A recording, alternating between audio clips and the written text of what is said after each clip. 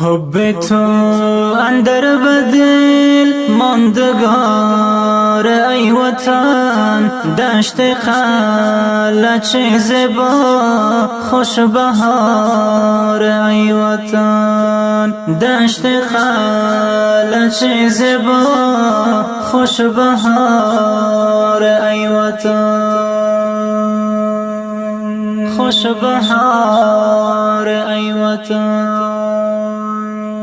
قریانه و باد بود مسکنی زیبای من، نام تو اندر به زبان ماندگار ای وطن، نام تو اندر زبان ماندگار ای وطن، ماندگار ای وطن.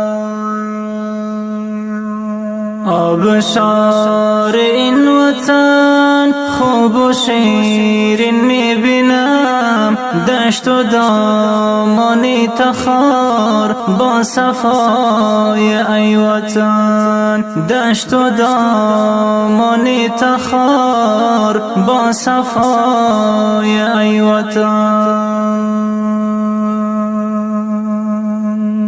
تاریخ زرین تو افتخار مردمان، قلعه ها و کوثار یادگار ای وطن، قلعه ها و کوثار یادگار ای وطن، یادگار ای وطن. حب تو اندر بدل ماندگار ای وطن، دشت خلج زیبا خوش بهار ای وطن، دشت خلج زیبا خوش بهار ای وطن، خوش بهار ای وطن.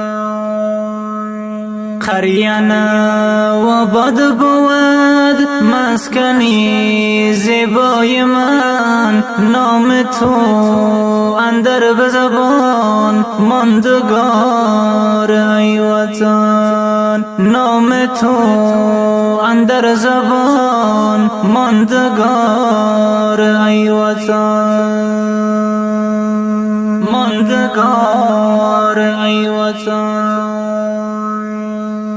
جای سیل و تماشا دشت قلعه بوده است، می رویم دوستان خوب دوستان ای وطن، می رویم دوستان خوب دوستان ای وطن. با رفیقان سیاحت میکنیم به تخرجان، میزبد تفریشونین لالزار ای وطن، میزبد تفریشونین لالزار ای وطن،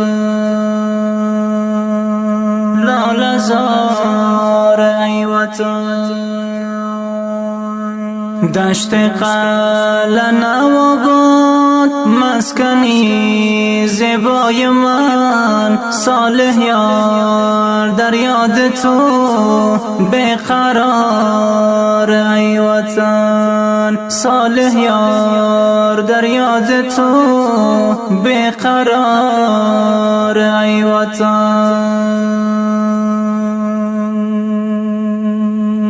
در وصف دشت قلعه حماسی بلخی نوشت، حبیب الله صالح یار در نوای ای وطن، حبیب الله صالح یار در نوای ای وطن، در نوای ای وطن.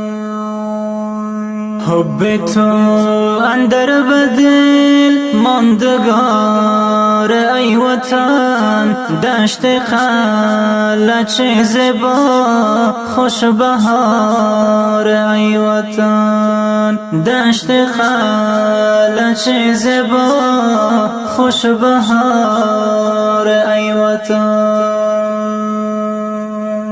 خوش بهار ای وطن. قریانه و باد بود مسکنی زیبای من، نام تو اندر به زبان ماندگار ای وطن، نام تو اندر زبان ماندگار ای وطن، ماندگار ای وطن. سامعین محترم، این منظومه زیبا و دلنشین در وصف مسکن زیبایم ولایت تخار رسولی دشت قلعه قریه نواباد زمزمه و سروده گردید به شاعری استاد حماسی بلخی، به صدای حبیب الله صالحیار تخاری زمزمه و سروده گردید.